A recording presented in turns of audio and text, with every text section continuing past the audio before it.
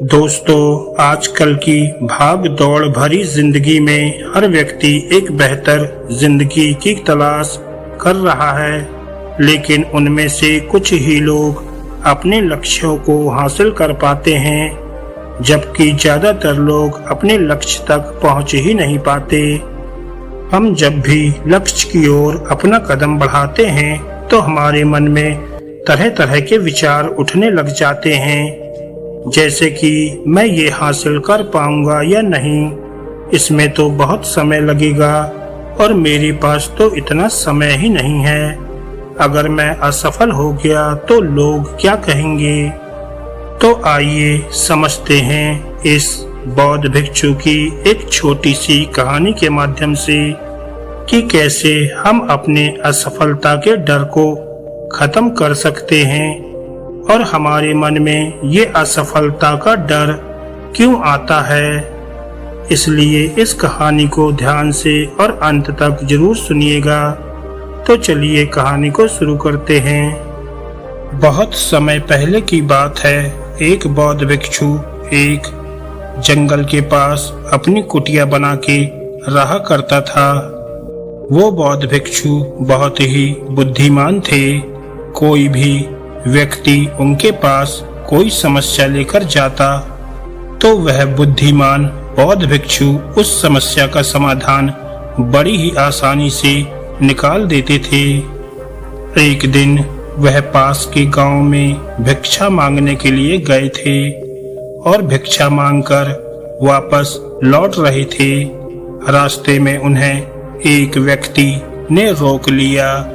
उस व्यक्ति ने बोला, मैंने सुना है कि आप बहुत ही बुद्धिमानी से किसी भी समस्या का समाधान कर देते हो, लेकिन मुझे तो इस बात पर जरा सा भी विश्वास नहीं है।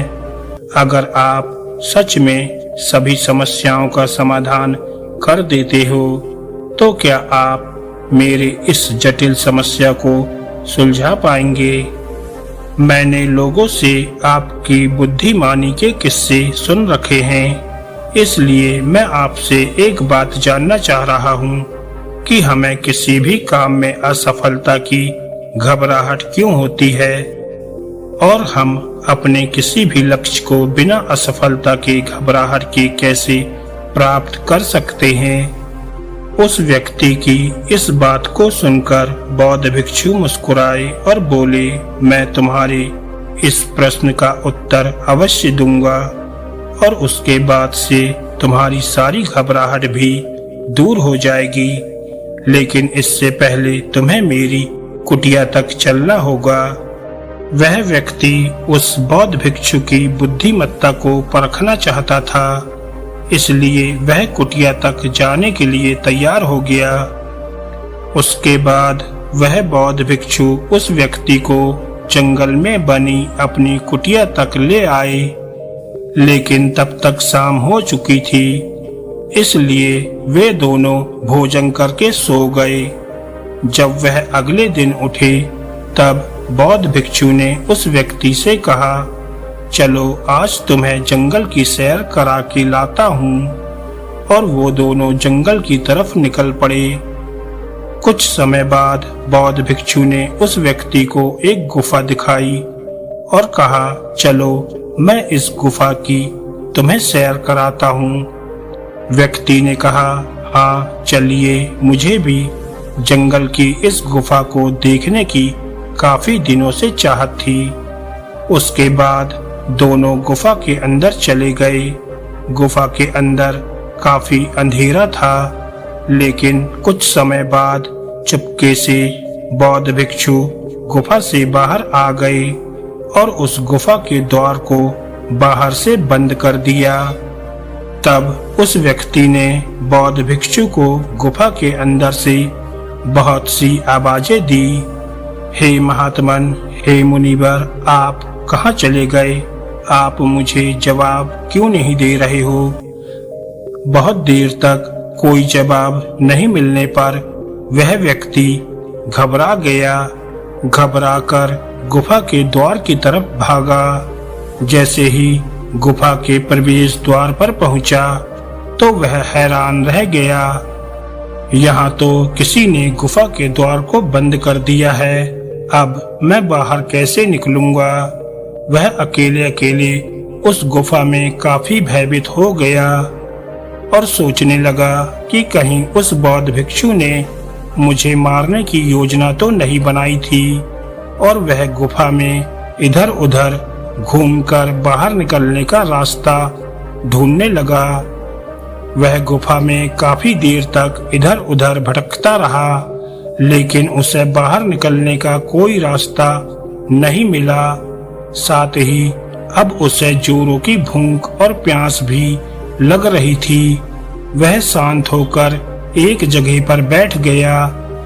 तभी एक सुरंग से उसे सूर्य की रोशनी आती हुई दिखाई दी, पर उस जगह तक पहुंचना बहुत ही कठिन था, क्योंकि उस सुरंग के चारों तरफ अंधेरा ही अंधेरा था और वह काफी ऊंचाई पर भी थी।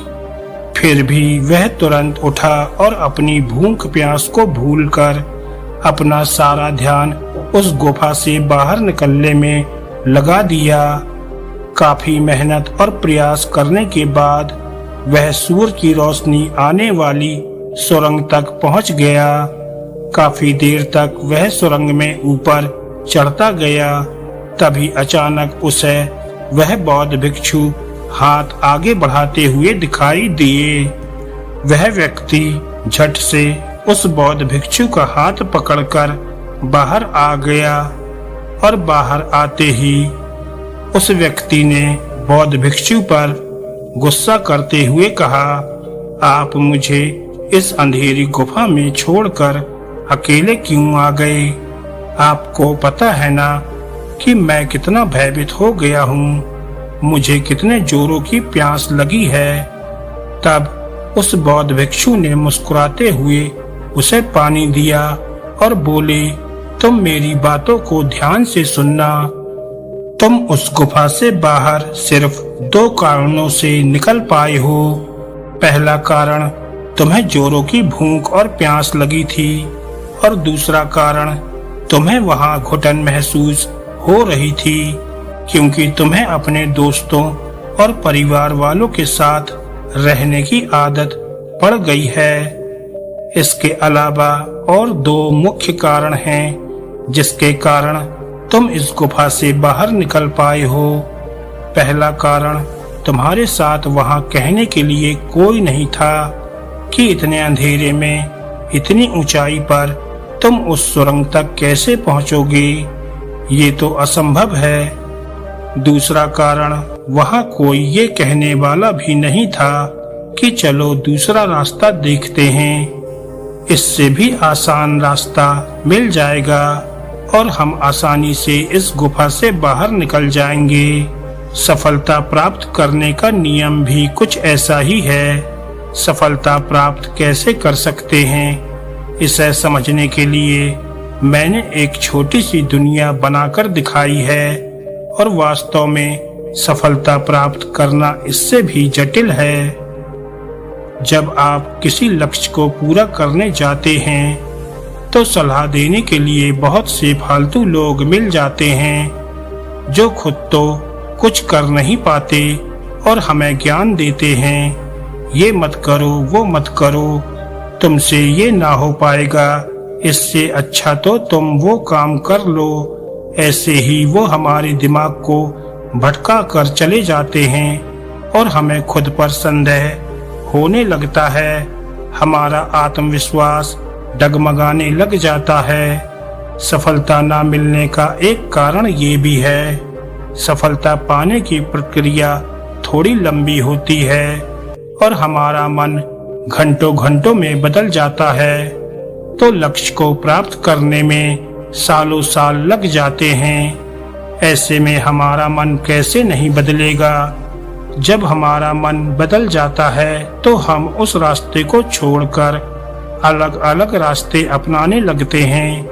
परेशानियां हमें तभी दिखती हैं जब हमारा ध्यान हमारे लक्ष्य पर नहीं होता है। अगर सफलता हासिल करनी है तो अपना सारा ध्यान अपने लक्ष्य पर टिकाए रहो। बौद्ध भिक्षु की इन बातों को सुनकर उस व्यक्ति की आंखें खुल गई और बोला, आप सच में बहुत ही बुद्धिमान हैं और मैं आपसे वादा करता हूँ कि मैं आपकी इन बताई बातों को अपने जीवन में जरूर अपनाऊंगा। दोस्तों, अगर आपको ये कहानी अच्छी लगी हो तो वीडियो को लाइक करें और ऐसी ही ज्ञानवर्धक और मोटिवेशनल कहानियाँ सुनने के लिए हमारे चैनल को सब्सक्राइब करना ना भूलें। धन्यवाद दोस्तों।